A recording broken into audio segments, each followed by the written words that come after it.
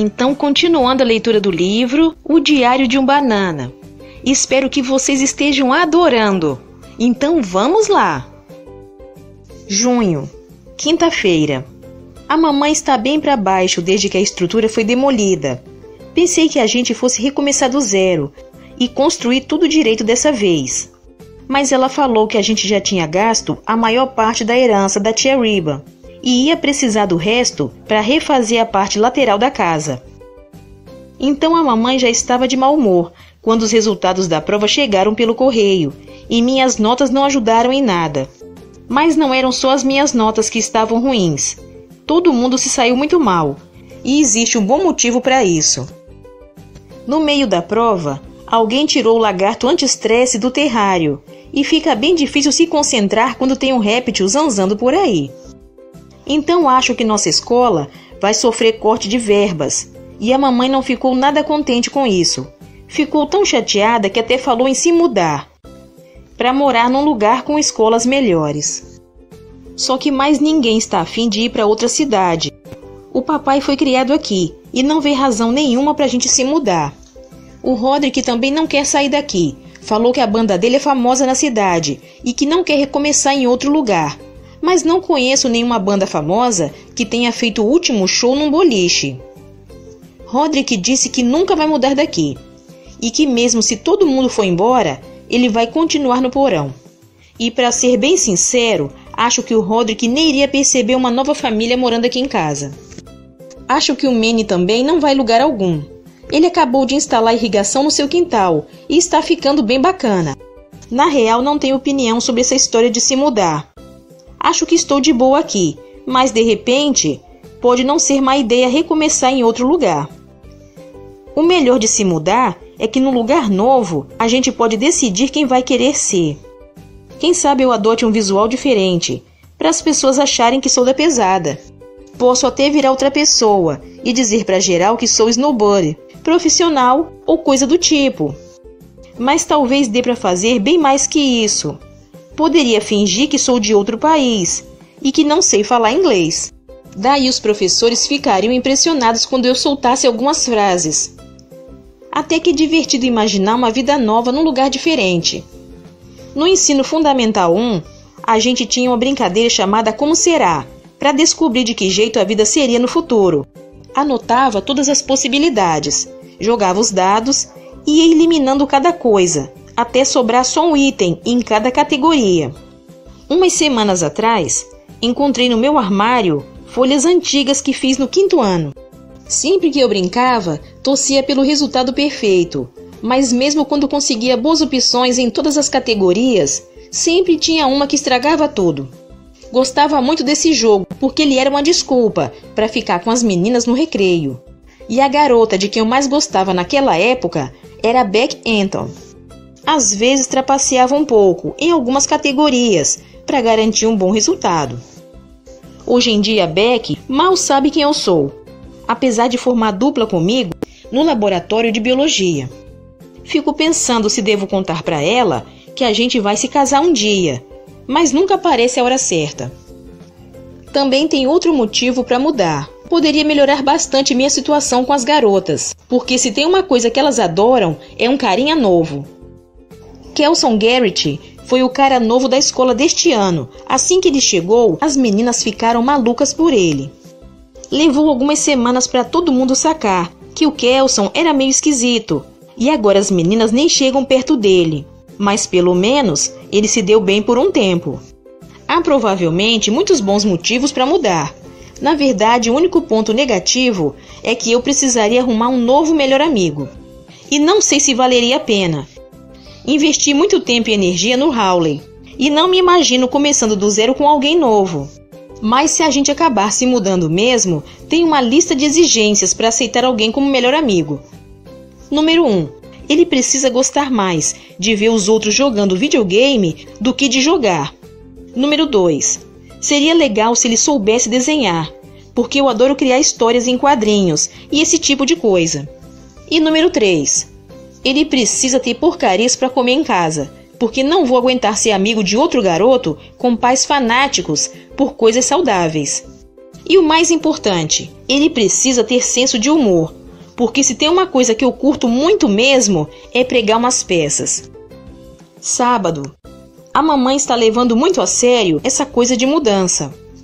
Toda noite, ela fica um tempão vendo casas na internet, e até eu meio que entrei nessa onda também. Só que todos os lugares que vimos, até agora tem algum problema. Uma casa tinha um quintal enorme, mas ficava perto de uma estação de tratamento de esgoto. Outra era novinha, mas só tinha um banheiro. A mamãe e eu já estávamos prestes a desistir, quando surgiu uma casa que parecia ser perfeita. A casa é quase nova e fica num bairro que parece legal, mas o que deixou a mamãe animada mesmo foi a cozinha, que era enorme. A mamãe fez uma pesquisa sobre as escolas do bairro e a de lá tinha boas notas na avaliação. Então ela ligou para a imobiliária para marcar uma visita. A corretora de imóveis falou que a casa ia estar aberta para visitas no fim de semana e que a gente deveria ir lá. Então hoje de manhã a mamãe colocou todo mundo no carro para conhecer o lugar. Ninguém ficou muito contente com a ideia, porque, como disse antes, nem todo mundo na minha família está a fim de se mudar. Mas assim que chegamos lá, todos começaram a mudar de ideia. A corretora pediu que entrássemos e mostrou a casa, que era muito melhor que a nossa. E a cozinha era ainda maior do que nas fotos. Mas o que chamou minha atenção mesmo foi a piscina. O Roderick e o Manny devem ter notado antes de mim, porque os dois já estavam lá quando desci a escada para o quintal. A gente está tentando convencer a mamãe e o papai a ter uma piscina desde sempre. E eles dizem que a banheira de hidromassagem é tão legal quanto, mas pode acreditar, não é a mesma coisa. E aquela era uma piscina de verdade. A gente teve uma piscina portátil quando era mais novo, mas ela não durou uma semana. A corretora mostrou mais algumas coisas na casa, mas nem precisava, porque por nós já estava vendida. No caminho de volta, todo mundo estava muito empolgado. Roderick falou que ia usar a piscina para fazer shows no verão e que as sextas à noite iam ferver. Decidi que cobraria entrada para outros usarem a nossa piscina e que só abriria algumas exceções. O mais empolgado de todos era o Manny. Ele também tem grandes planos para a piscina e posso adivinhar que vai envolver muito mousse de chocolate. Segunda-feira. A gente teve outra reunião de família ontem à noite e essa foi bem importante. Todo mundo estava a fim de mudar para casa nova, o que é ótimo. A mamãe pediu para a gente não contar sobre isso para ninguém, porque antes era preciso vender a nossa casa e só então comprar a nova. Mas estava sendo bem difícil guardar notícia só para mim. Então achei que não teria problema contar para uma pessoa. Melhor teria sido contar para outra pessoa que não fosse o Hawley, porque ele não soube lidar muito bem com a novidade. Acho que deveria ter preparado o Hawley, em vez de dar notícia de supetão. Tentei amenizar a situação, dizendo que iríamos continuar sendo amigos e que ele poderia usar a piscina quando ela não estivesse muito lotada, mas não adiantou nada. Tomara que ele saia dessa logo, porque não sei se aguento conviver com esse drama todos os dias. Hoje à noite, depois do jantar, a mamãe pediu para uma amiga corretora de imóveis nos ajudar a vender a casa. Depois de visitar cômodo por cômodo, a senhora Lagari avisou que a gente ia precisar melhorar algumas coisas antes de colocar a casa à venda.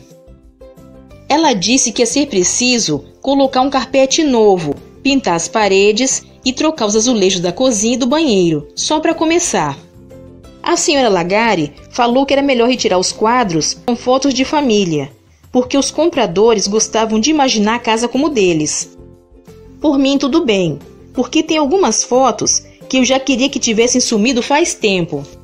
A senhora Lagari também disse que no dia da visitação era melhor trancar a porta do porão, para ninguém ver o que tem lá embaixo.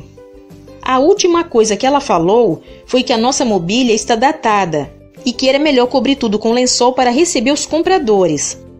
Acho que isso chateou a mamãe, porque ela respondeu que as pessoas iam adorar os nossos móveis. Mas a senhora Lagari avisou, se a gente não seguisse seus conselhos, ela não ia conseguir vender a casa. Aí a mamãe respondeu que se era assim, a gente poderia vender a casa sem a ajuda de ninguém, e colocou a senhora Lagari para fora. Acho que isso significa que elas não são mais amigas. Mas tudo bem, porque a gente logo vai se mudar daqui mesmo. Domingo. A mamãe quer provar que a nossa casa está ótima assim. Então a gente vai tentar vender sem mudar nada. A casa ficou aberta para visitas hoje à tarde, mas passamos a semana inteira nos preparando para isso. Era minha tarefa escrever o anúncio da internet, e eu caprichei na hora de bolar uma coisa que chamasse atenção. Tiramos fotos de todos os cômodos também, só que a casa estava uma bagunça, então tivemos que mover umas coisas de lugar antes de fotografar, para pelo menos parecer arrumada. A exposição começaria na hora do almoço, então tivemos que ralar para deixar tudo no jeito. Fizemos o melhor possível e fomos para fora pouco antes que as pessoas começassem a chegar. Só que foi meio esquisito ficar sentado lá sem fazer nada, enquanto estranhos estavam entrando na nossa casa. A mamãe falou que ninguém sabia que a casa era nossa, então era só fingir que nós estávamos lá como interessados também, e assim daria para ouvir o que as pessoas estavam falando. Bom, achei que isso seria divertido, então fui lá para dentro com a mamãe. Mas o resto da família achou que era uma ideia besta e ninguém saiu do carro. No fim das contas, a espionagem da mamãe foi um erro. A maioria das pessoas não dizia nada de bom sobre a nossa casa. E foi meio chato ficar ouvindo todas aquelas críticas. Mas acho que para a mamãe foi ainda mais difícil do que para mim. Sempre que alguém falava alguma coisa negativa, ela retrucava. A mamãe ficou tão chateada que voltou para o carro.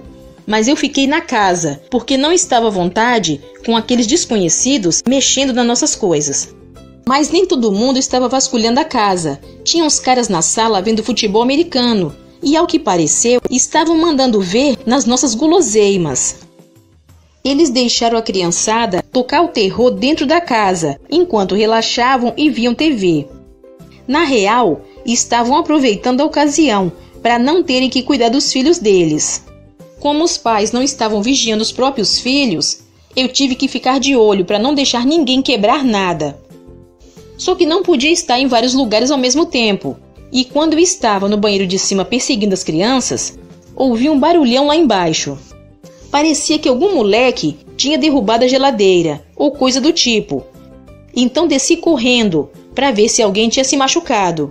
Mas não foi uma criança que fez o barulho, e sim um pai. Um dos caras tinha ido até a lavanderia atrás de mais guloseimas. Mas era lá que tínhamos enfiado as coisas que precisávamos esconder. Acho que o barulho assustou os outros pais, porque eles pegaram seus filhos e deram fora rapidinho. Assim terminou a visitação, e não recebemos nenhuma proposta. No jantar de hoje, todo mundo estava bem desanimado, mas enquanto a gente lavava a louça, alguém bateu a porta. Era um casal de outra cidade, que não tinha chegado a tempo para a visita. Então a mamãe convidou a família para entrar. Eles ficaram impressionados, e a moça disse exatamente o que a mamãe queria ouvir. E acredite se quiser, eles fizeram uma proposta bem na hora. Continua no próximo vídeo.